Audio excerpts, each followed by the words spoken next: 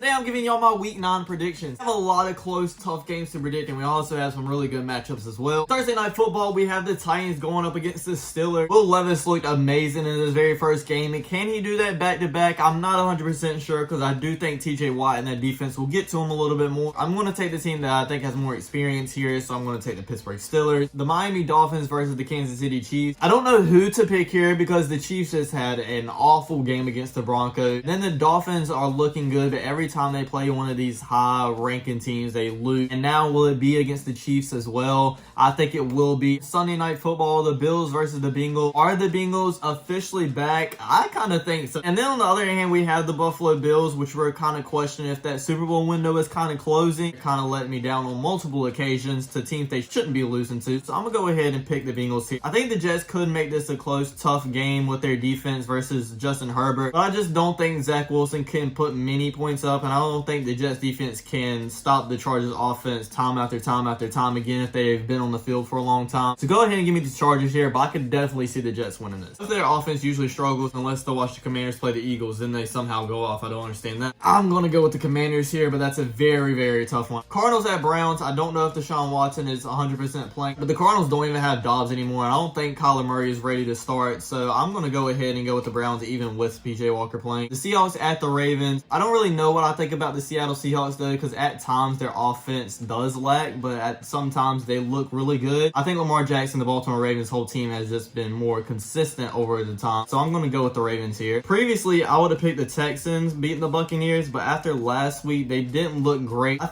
think I'm going to go with the Texans here. And we have another close game, Colts at the Panthers. I think this is really going to be a high-scoring game. I think Bryce Young is about to go off. As long as the Panthers score touchdowns in the red zone and don't settle for field goals, I think they will win the game. I'm going to pick the Panthers here. Now we have the Giants versus the Raiders that are cleaning house, fired their head coach, their general manager, their offense coordinator, sitting Jimmy G. So obviously I think the Giants will win because they actually have a team, but this is just a gut feeling for some reason. I think the Raiders are going to win, with it being like a time of crisis in that organization. They're just going to somehow pull together and get off a win. You have the Minnesota Vikings without Kirk Cousins, and you have the Falcons without Desmond Ridder because they're sitting him for Taylor Heineke. And without Kirk Cousins, I just have questions on the Vikings offense. I'm going to go ahead and pick the Falcons. We have the Chicago Bears at the Saints. Already ruled out Justin Fields, so with Tyson Badger, however you say his name, I think the New Orleans Saints are going to get a pretty easy win here. Then we have the Rams at the Packers. I'm not going to lie, I do not like this Packers team whatsoever. I don't think it's all Jordan Love. I just think the offense in general just don't have an identity. They struggle to run the ball at times,